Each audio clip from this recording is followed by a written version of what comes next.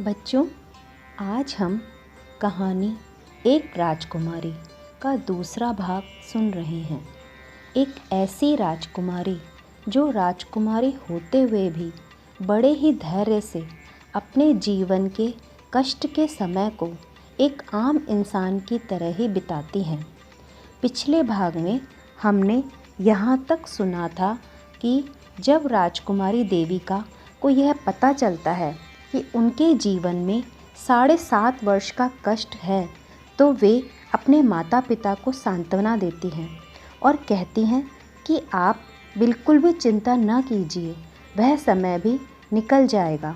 उसके बाद थोड़े दिन ही बीते थे, तभी राजा और रानी को किसी पारिवारिक उत्सव में उपस्थित होने के लिए अपने राज्य से दूसरे राज्य में जाना था। उस समय राजा और रानी चिंता में आ जाते हैं कि अब क्या करें, राजकुमारी को यहाँ राज्य में कैसे छोड़ें। फिर वे सोचते हैं कि ऐसा करते हैं कि राजकुमारी को भी अपने साथ ही ले चलते हैं।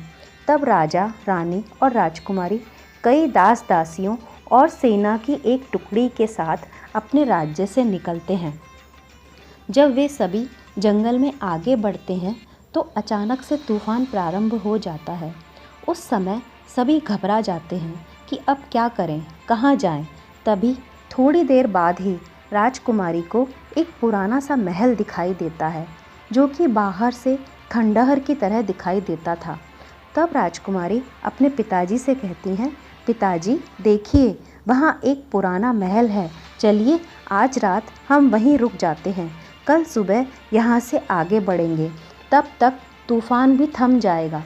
उनके माता पिता भी वह महल देखकर प्रसन्न होते हैं, कहते हैं कि चलो आज हम सभी को यहीं पर ही शरण ले लेनी चाहिए।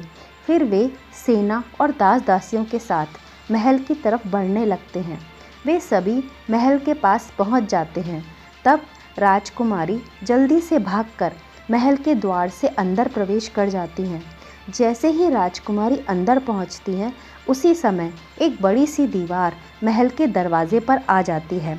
राजा, रानी, सेना और दास दासियां सभी महल के बाहर ही रह जाते हैं और राजकुमारी अंदर बंद हो जाती हैं।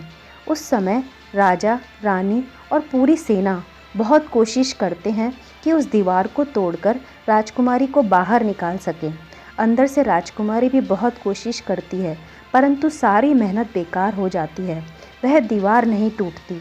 तब राजा रानी घबरा जाते हैं और रोने लगते हैं, बहुत परेशान होते हैं और वहीं बैठ जाते हैं। उस समय राजकुमारी देविका अपने माता पिता की व्याकुलता देखकर बहुत दुखी होती हैं और उन्हें समझाती हैं कि माँ, पिताजी, आप दोनों बिल्कुल भी चिंता मत करना, मैं यहाँ बिल्कुल सही हूँ। पिताजी, मुझे लगता है कि मेरा 7.5 साल का वह कष्ट का समय अब प्रारंभ हो गया है। आप सभी वापस हमारे राज्य लौट जाइए। अब आप 7.5 वर्ष बाद ही वापस आना, मैं आपको यहीं पर मिलूँगी। बच्चों, आगे की कहानी अगले भाग में सुनेंगे।